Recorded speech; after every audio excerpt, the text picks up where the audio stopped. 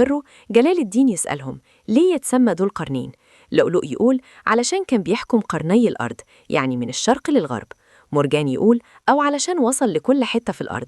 جلال الدين يرد الاتنين صح، وساعتها يحكي لهم الحكاية. في زمن بعيد كان في ملك صالح اسمه ذو القرنين، قوي وعادل، ربنا اداه علم وحكمة وقوة. كان بيدرب جيشه على أعلى مستوى علشان يبقى أقوى جيش على الأرض. بينادي على مساعديه بطار وعقاب، ويطلب تدريبات شديدة لكل الجيش.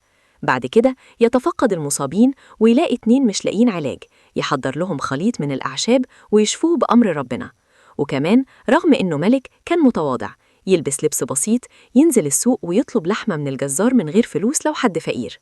بعدها يجمع الجيش ويقول لهم يستعدوا للتحرك لمكان جديد، ويأكد لهم إن مهمتهم هي مساعدة الناس والدعوة لعبادة ربنا، مش مجرد السفر أو الغزو.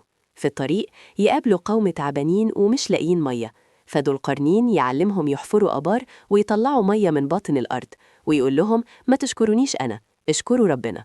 وفعلا القوم عمرهم ما يعطشوا تاني. بعد كده يوصلوا لمدينة اسمها غروب الثانية. الجيش هناك يفتكر إنه جاي يحاربهم، لكنه يقول لهم إنه جاي بسلام ودعوة لله، يعفو عن الضعفاء والمساكين ويعلم الناس العبادة والزراعة وبناء البيوت. وبعدها يسمع عن قوم في الجنوب محتاجين مساعدة، يروح لهم ويلاقيهم بدائيين وما يعرفوش البناء، فيعلمهم الخيام ويزرع معهم ويبنوا بيوت، ويعلمهم اعتمادية على نفسهم ويرفض أي ذهب منهم. وبعد شوية يوصلوا لمنطقة جبلية صعبة ويلاقوا قوم بيتكلموا لغة غريبة وخايفين منه.